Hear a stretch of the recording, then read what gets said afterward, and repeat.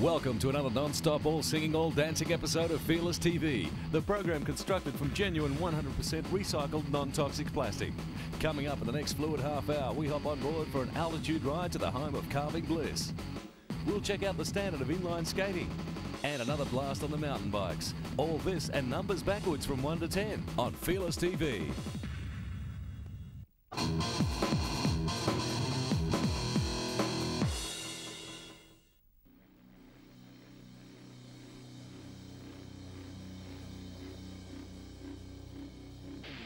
With the increase in profile of inline skating in the last 5 years, mainly in the aggressive or street and vert areas, many more competitions have developed into high-profile national events.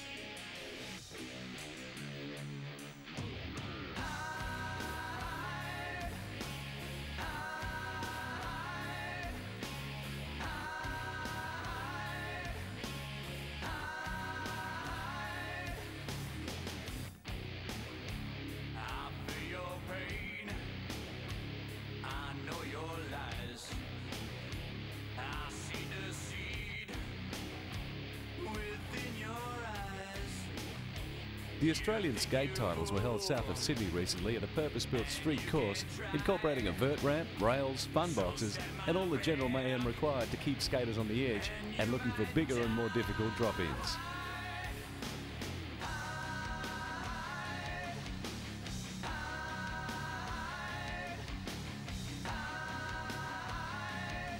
The 2 days of organised competition began and continued in blazing sunshine. Excellent work for the spectators, but the increased temperatures heating the metal vert ramp and cement bowls to a steaming 40-odd degrees. Apart from the odd blister and mild sunstroke, all skaters took it in their stride. The first day's official competition began on Saturday morning with the Junior Division Street Skate. And after much hardcore attitude displayed in the warm-ups, the cream of Australia's younger skaters had a chance to show their stuff and rip up the course with some serious moves.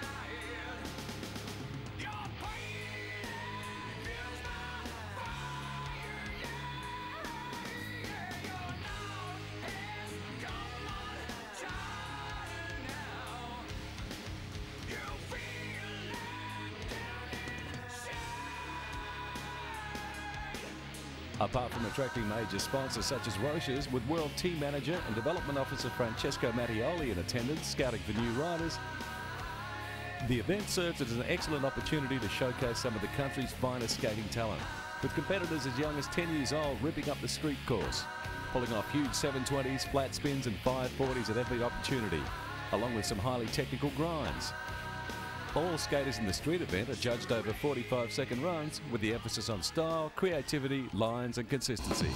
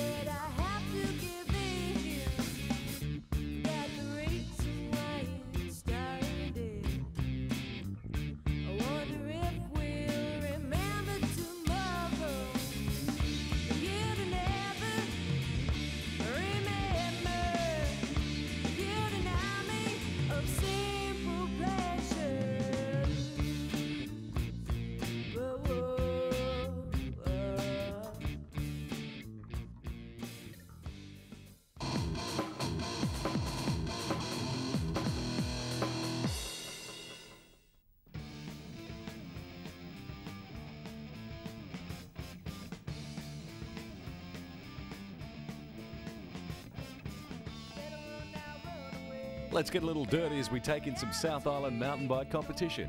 Most events these days are designed to separate the recreational riders from your more serious downhill warriors, and in doing so serves an excellent test of both riders' skill and equipment capabilities. Here's some highlights from the various stages.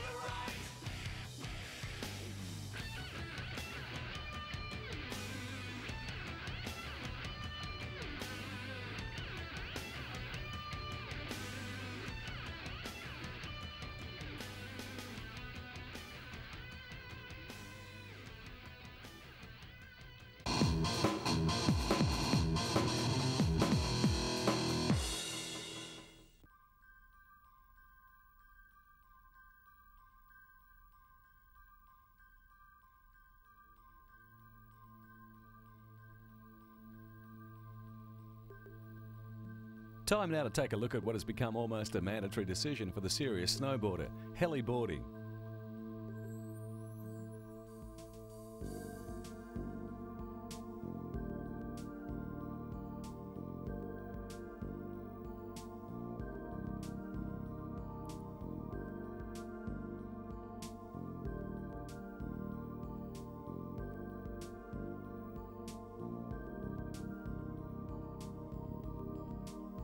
The percentage of snowboarders in relation to skiers using the mountain has changed so dramatically in recent years, it is now at a point where a 50-50 ratio is almost a daily occurrence. And with the lift lines getting longer and longer at most resorts, more and more precious time is wasted standing in queues rather than shredding up the powder.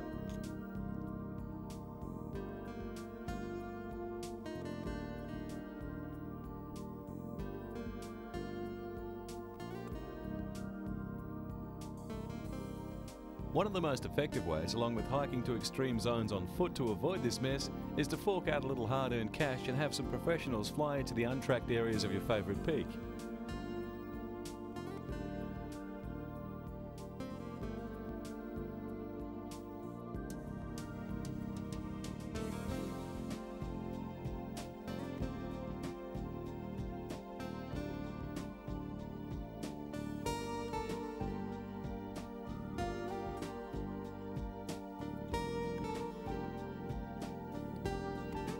Along with some expert advice on the best skiable terrain in the area, charter companies provide their own guide to survey the snowmass ahead and steer off-piste skiers away from possible danger or assist should an accident occur.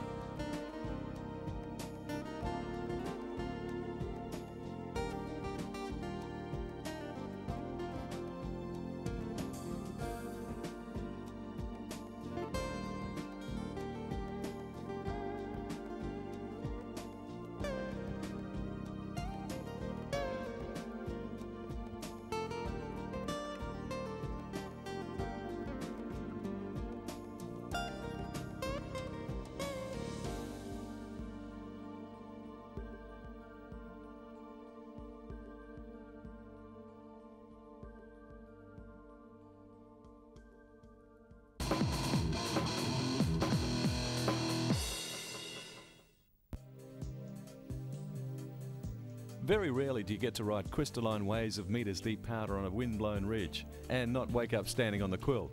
That's why this guy deserves our Fearless TV Play of the Day.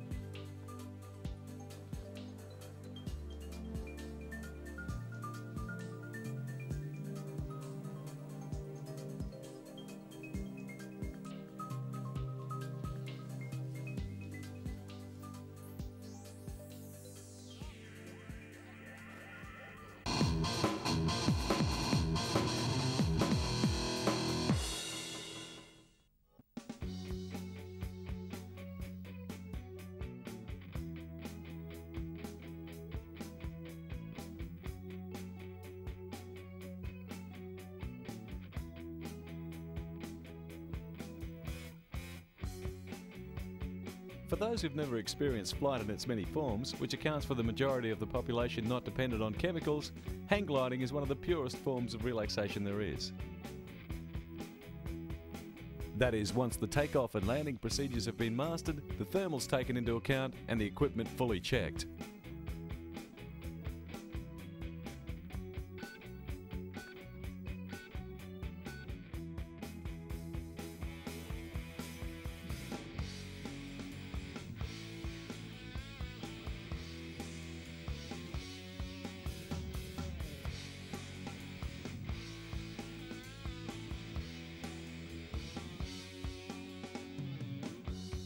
Once among the air currents with the fresh mountain air blowing through your ears, all that remains is to take in the view and manoeuvre the glider to take maximum advantage of the naturally provided lift.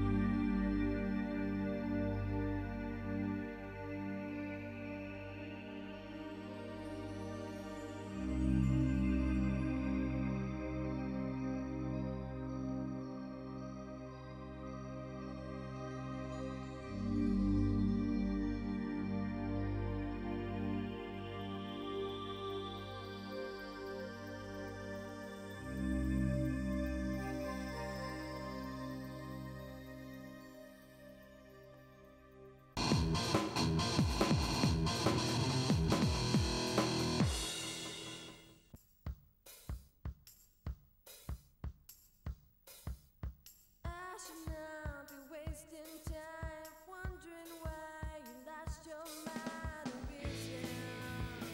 Let's head back out to the surf for a few smaller waves to wind up the day. No matter how small the surf is, as long as it's large enough to be ridden, the same principles of surfing apply.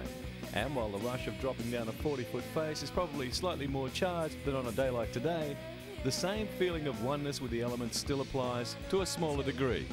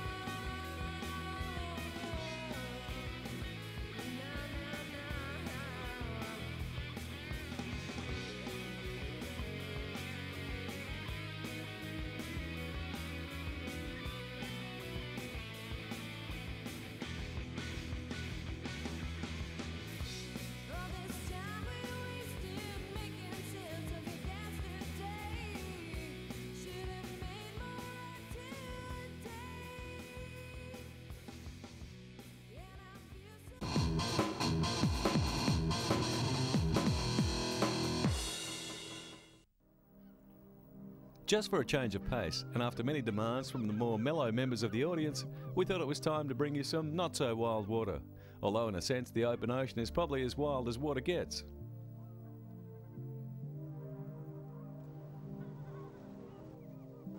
After a nice calming boat ride to a suitable gathering point, it's time to join our friends, the most intelligent mammals in the big blue, the dolphins.